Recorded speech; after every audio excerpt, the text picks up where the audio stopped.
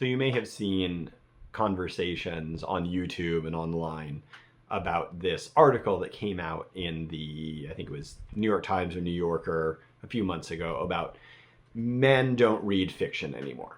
I do not want to talk about men reading fiction. Of course, what I want to talk about on this channel is men reading poetry. I'm going to speak as someone who's been a man for 42 years.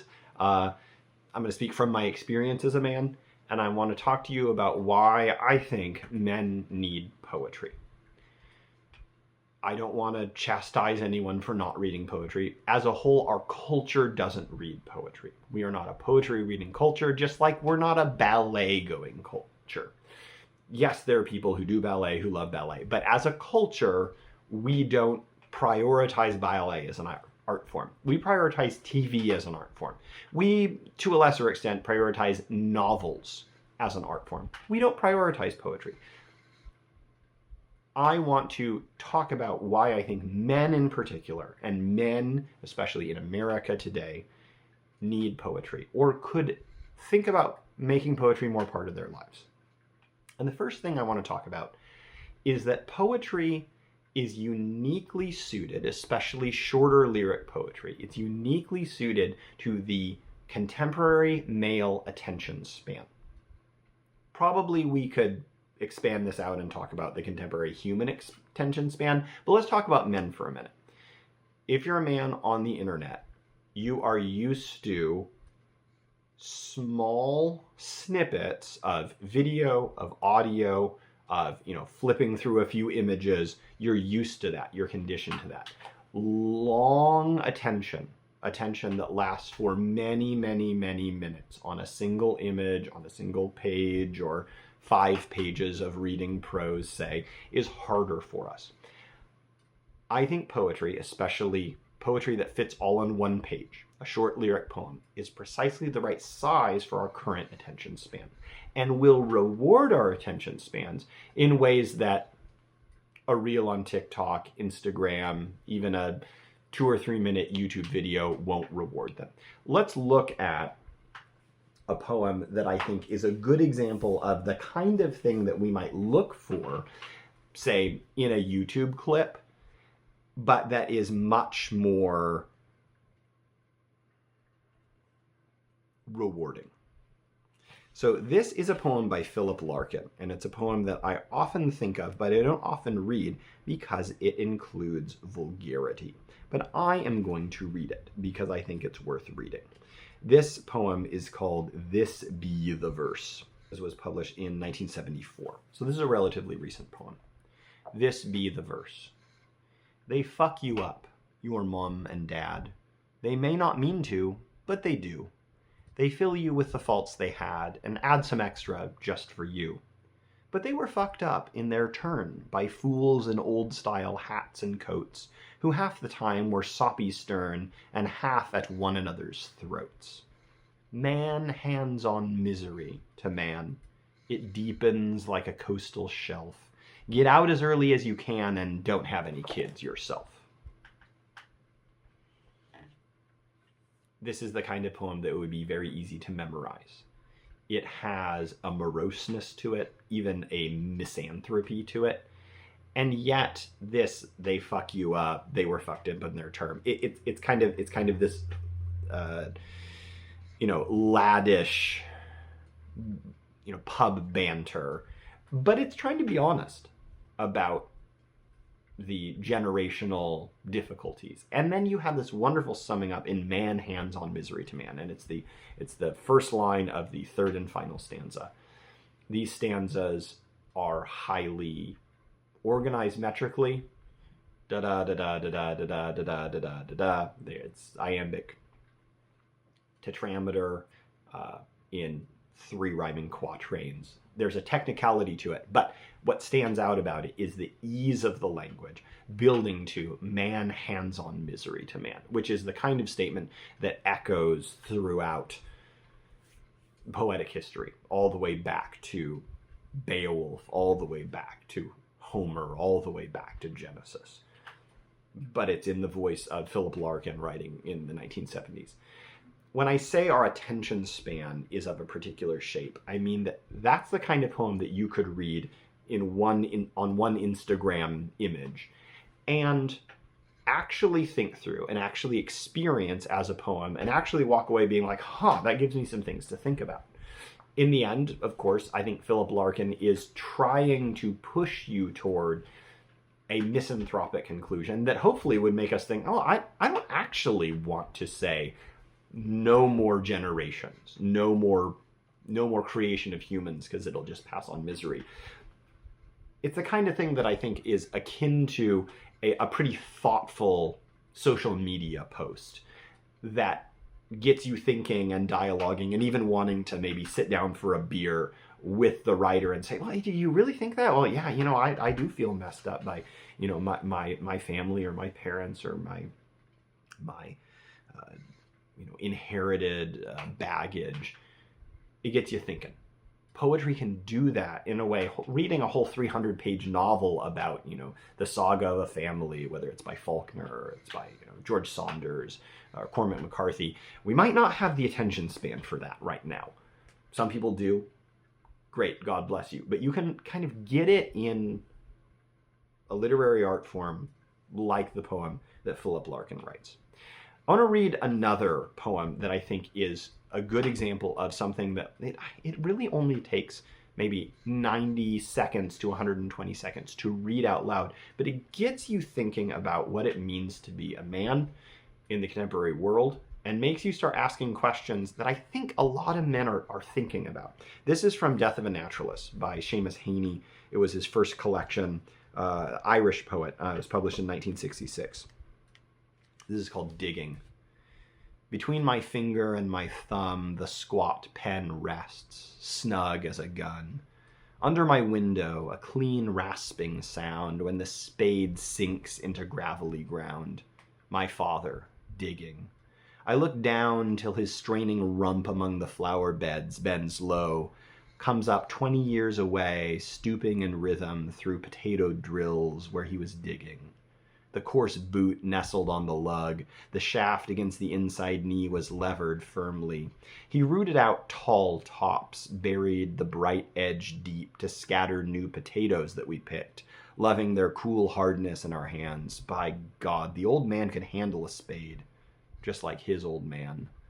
My grandfather cut more turf in a day than any other man on Toner's bog. Once I carried him milk in a bottle, corked sloppily with paper. He straightened up to drink it, then fell to right away, nicking and slicing neatly, heaving sods over his shoulder, going down and down for the good turf, digging. The cold smell of potato mold, the squelch and slap of soggy peat, the curt cuts of an edge through living roots awaken in my head. But I've no spade to follow men like them. Between my finger and my thumb, the squat pen rests. I'll dig with it.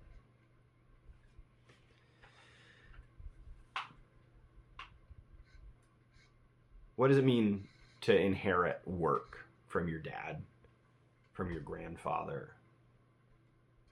What if you don't have the same tools as they do, but you want that worthy work, that work that maybe you even want to celebrate in your own way as someone who can't do that work? This is something that Heaney is making us thinking about it. And he's saying, look, I can dig too with my pen. It's a poem about poetry. It's a poem about becoming a poet. And it's the first poem in his first collection. There's a lot to think about there. But it's also the kind of thing that it's not a huge barrier to entry, reading a Heaney poem or reading a Larkin poem.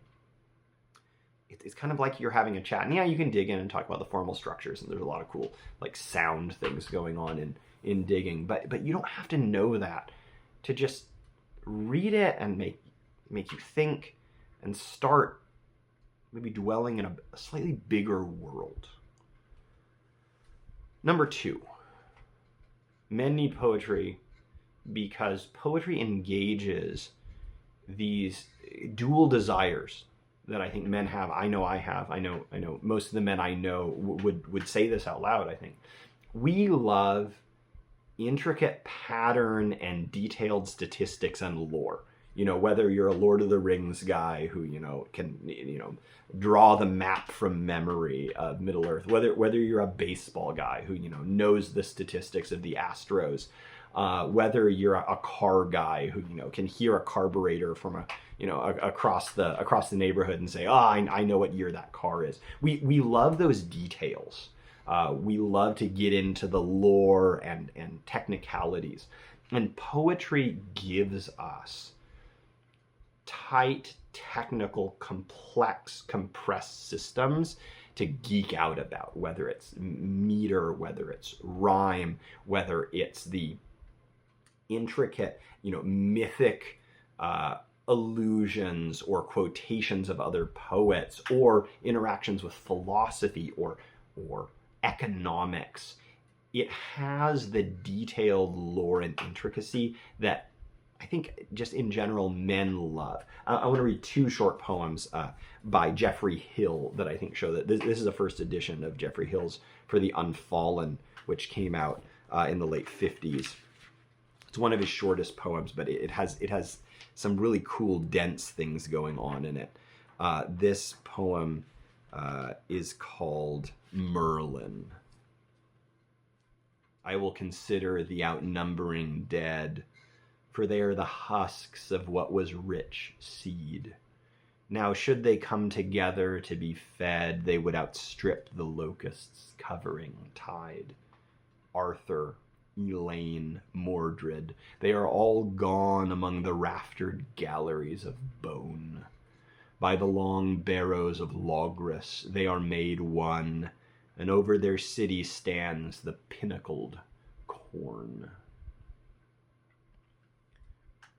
You have this slant rhyme scheme in dead seed fed tide in the first quatrain, and gone bone one corn in the second stanza. You have mostly iambic lines. You have this rich, dense language, locusts covering tide, the pinnacled corn. It's fun to say.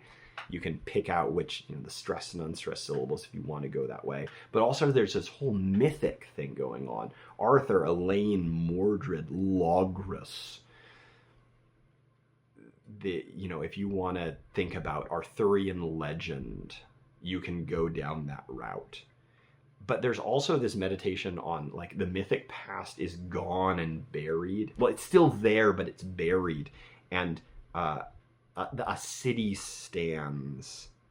The pinnacled corn is above the city.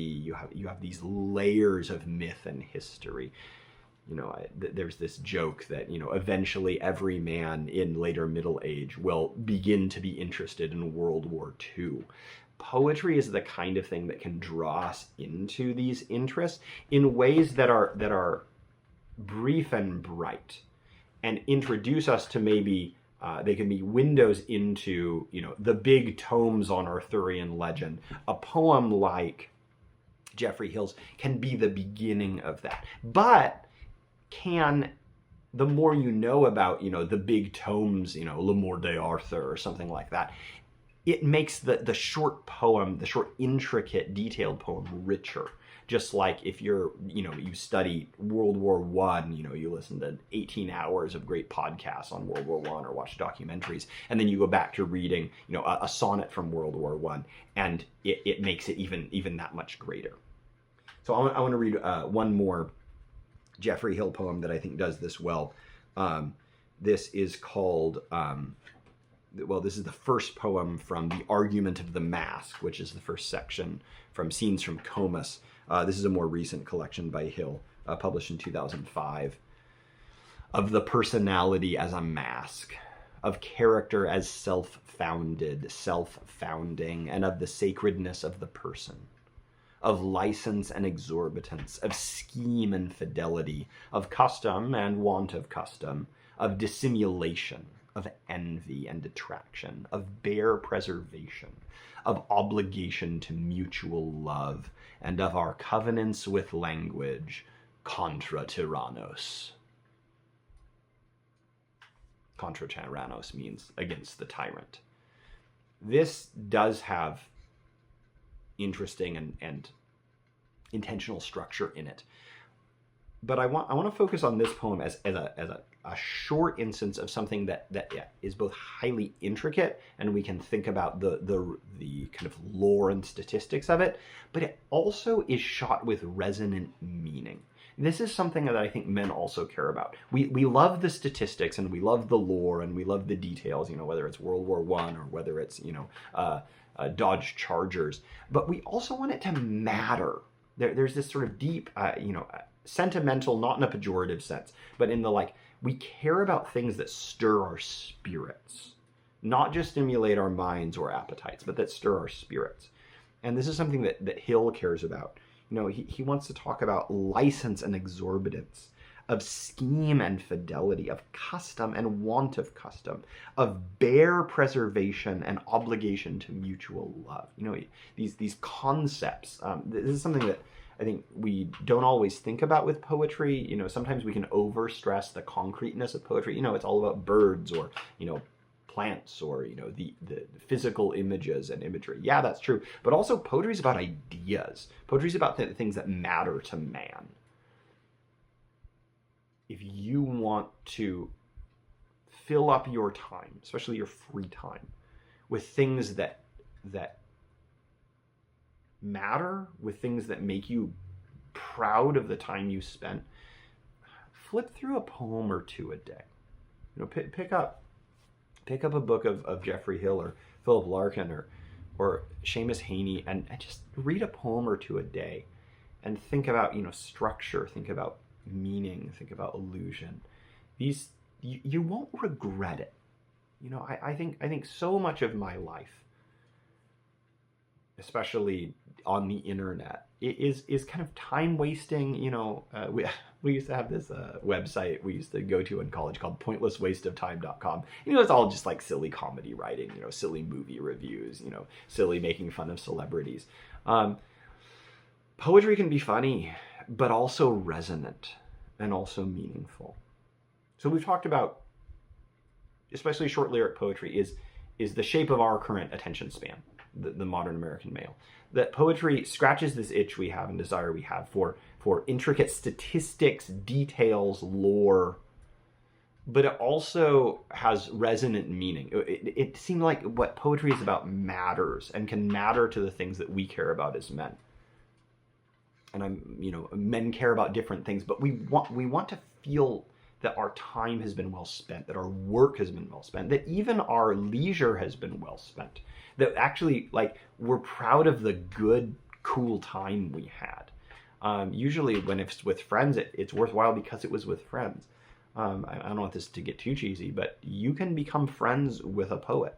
You can become interlocutors across the ages with a writer. I want to get a little bit more anthropological, maybe, in my third reason. Poetry engages and tries to reconcile our intellectual life, our sentimental and spirited life, and our appetitive life. And when done well, it engages all of those in ways that are ennobling as human beings, and also maybe kind of help us grow up and mature and gain strength. I want to read a poem that is difficult for me to read without getting choked up. And I know I'm a big softie, and if you've been on this channel a lot, you know that I tear up reading anything. But this is a poem that I really, really, really love. And it's a poem in the voice of a knight. It's from G.K. Chesterton's Poems, 1915, and this is called The Last Hero. The wind blew out from Bergen, from the dawning to the day. There was a wreck of trees and a fall of towers of score of miles away. And drifted like a livid leaf, I go before its tide, spewed out of house and stable, beggared of flag and bride. The heavens are bowed about my head, shouting like seraph wars, with rains that might put out the sun and clean the sky of stars, rains like the fall of ruined seas from secret worlds above, the roaring of the rains of God, none but the lonely love. Feast in my hall, O foemen, and eat and drink and drain. You never loved the sun in heaven as I have loved the rain. The chance of battle changes, so may all battle be. I stole my lady bride from them, they stole her back from me. I rent her from her red-roofed hall, I rode and saw arise more lovely than the living flowers, the hatred in her eyes. She never loved me, never bent, never was less divine. The sunset never loved me, the wind was never mine. Was it all nothing that she stood imperial in duress, silence itself made softer by the sweeping of her dress? O you, who drain the cup of life, O you who wear the crown, you never loved a woman's smile as I have loved her frown. The wind blew out from Bergen, from the dawning to the day. They ride and run with 50 spears to break and bar my way. I shall not die alone, alone, but kin to all the powers, as merry as the ancient sun and fighting like the flowers. How white their steel, how bright their eyes. I love each laughing knave. Cry high and bid him welcome to the banquet of the brave. Yes, I will bless them where they bend, and love them where they lie, when on their skulls the sword I swing falls shattering from the sky. The hour when life is like a light and blood is like a rose. You never loved your friends, my friends, as I shall love my foes. Know you what earth shall lose tonight? What rich uncounted loans, what heavy gold of tales untold you bury with my bones? My loves in deep, dim meadows, my ships that rode at ease, ruffling the purple plumage of strange and secret seas. To see this fair earth as it is, to me alone was given. The blow that breaks my brow tonight will break the dome of heaven. The skies I saw, the trees I saw, after no eye shall see. Tonight I die the death of God, the stars shall die with me. One sound shall sunder all the spears and break the trumpet's breath. You never laughed in all your life as I shall laugh in death. G.K. Chesterton is virtuosic in his metrical structures, in his energy of his poetry. But it's this figure of the last hero that I think is really fascinating. It's a very Chestertonian hero. If you haven't read G.K. Chesterton, check out his book Orthodoxy, which is, I think, one of the best defenses, not just of Christianity, but of a hopeful attitude toward the universe and toward human meaning. One of the most hopeful books I've ever read that takes seriously human depravity and human folly. Anyway, Chesterton loves these figures of men who truly see life as it is. And I was talking about this reconciliation and union of intellect, of mind, of spirit and sentiment, and of appetite.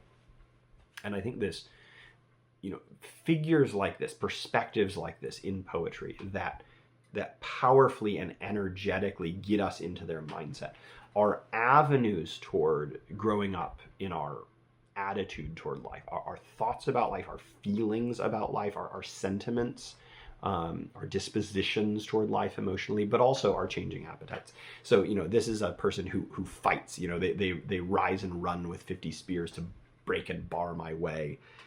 The blow that breaks my brow shall break the dome of heaven. This is a fighter, and this isn't a metaphorical fight. He's literally a knight battling other knights, but he's also a lover. There's this woman. He says, "I rent her from her red-roofed hall." I think this is an image of she is somehow a prostitute that he is going and having to pay in order to court her. He seems kind of chivalric in this, but she doesn't love him. And he says, the sunset never loved me, the wind was never mine. Her beauty, even if it's antagonistic toward me, is enough on its own. And then he says, you never loved a woman's smile as I've loved your frown. I truly see the value and worth and beauty of life in the things that you see as heartbreaking. I see as like, wow, I got to be rejected by a beautiful woman. I got to be slain by all my enemies. I get to be in the rain. You never loved the sun in heaven as I have loved the rain. Now, it's all very melodramatic, I know. But, kind of like the misanthropic melodrama of Larkin. You have this kind of incredibly optimistic melodrama of Chesterton. Chesterton says, the true optimist is the cosmic patriot, the man who fights for existence itself. I'll speak for myself as a man. I think one of the things that's most damaging to men today isn't this addiction or that addiction. It's not alcoholism or pornography or even fascism, or it's despair. It's a feeling that nothing matters and there really isn't ultimately any meaning or anything really worth fighting for, that it all just ends in darkness. I think that's the greatest thing that is eating at the soul of the Western man and humans in general. But I said I'd talk about men here. It's despair. It's a lack of meaning. And I think that the fear of a lack of meaning and the fear of blank despair is what feeds addictive behaviors, is destructive behaviors, even desires for control in a way that's not good. Poetry, I think, teaches, and this is true of all true arts practiced well, but poetry helps us think about order, structure, and control in a way that allows beauty and freedom to flow out of it. And that's something that is really difficult, I think, for men. Often we either want to be like, no, I'm in control. It's reason. It guides me, reason. It keeps me on the straight and narrow. Don't want to, fall off this side of the wagon or that side of the wagon. Reason, control, press down the emotions. It's all good. Yes, I may, have this appetite or that appetite, but I won't follow it. It's all reason. It's good. I will control it all. Talk to psychologists and they'll say, that goes so far, and self-control is good. Self-government is something that Achilles learns in the Iliad and is good. But also, we have spirits and we have appetites for a reason. They drive us. They give us energy. They give us potency. Poetry can be about sex, but it can order and give direction to the male desire for sex, for romance, for blood and violence. So much of poetry mourns the trauma of war, but also poetry understands that drive to I just want to go have a good out and out fight. Poetry can help order and bring balance and direction to that desire. I want to read a poem by Pablo Neruda, which is a good example, I think, of a poem about sex. And this is called Body of a Woman. It's from 20 poems, or 20 love poems and a song of despair, which was published in 1924. Body of a woman, white hills, white thighs. You look like a world lying in surrender. My rough peasant's body digs in you and makes the sun leap from the depth of the earth. I was alone like a tunnel. The birds fled from me, and night swamped me with its crushing invasion. To survive myself, I forged you like a weapon, like an arrow in my bow, a stone in my sling. But the hour of vengeance falls, and I love you, body of skin, of moss, of eager and firm milk. Oh, the goblets of the breasts. Oh, the eyes of absence. Oh, the roses of the pubis. Oh, your voice slow and sad. Body of my woman, I will persist in your grace. My thirst, my boundless desire, my shifting road. Dark river bends where the eternal thirst flows, and weariness follows, and the infinite ache. The weariness follows and the infinite ache. One of the wonderful things about poetry that deals with sexuality and that deals with, the details of the human body, a man celebrating the body of a woman, is that the same organizational principles that draw on our rational faculties are present in the writing of a poem. And also they're exercised upon things like, wow, this woman is beautiful. But also, in this poem, this man has very sort of mixed motives for becoming interested in her. I'm not exactly sure even what's going on with, to survive myself, I forged you like a weapon. That doesn't seem positive. Myself alone was like a tunnel, and so I forged you like a weapon. But the hour of vengeance falls, and I love you. This man seems to have had, these kind of self-preservation drove him to this woman. But now he's in love with her, and he celebrates her and her body in these beautiful lines of poetry that, you can argue, are they exploitative? Are they respectful? This is what men do. This is what humans do. We have these desires and these passions. To order them in verse and to put them in a larger context of human life. This doesn't end with, wow, you're beautiful, wow, wow, wow. It ends with dark riverbeds where the eternal thirst flows and weariness follows and the infinite ache. It's meditating on the human condition, and it's coming out of the celebration of the beloved's body. It's easy for us, I think, to be afraid of our desires and our instincts. And our instincts, we're given our spirit and our intellect for a reason, however you want to think about that, and philosophers can argue, but there is an ordering principle in poetry that helps give shape and direction to the strong and often terrifying and unruly desires in the heart and in the belly of man. Poetry can help keep it in check and help show us how other men have balanced desire and order and not gone mad, or maybe gone mad, and yet tried it. We're playing for keeps in this life we live. We don't get do-overs. Robin Williams in Dead Poet Society, which I don't know if people watch anymore, but is worth a watch, says that poetry can help us make our lives extraordinary and bring our lives meaning. So much is pulling at us that is just trying to sell us stuff, and that is just trying to keep our minds off and maybe enough of our chests and our bellies on to buy more things. It's not that poetry distracts us from our desires.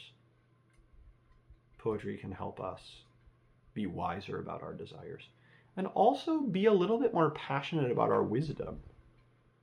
We can become kind of thinking machines, in our imaginations. And poetry reminds us of like the things we love, that we care about, beauty, love, sorrow even, and help us reckon with that. Men need poetry. I need poetry. My guess is if you're an American man, poetry could be helpful for you. Thanks for listening.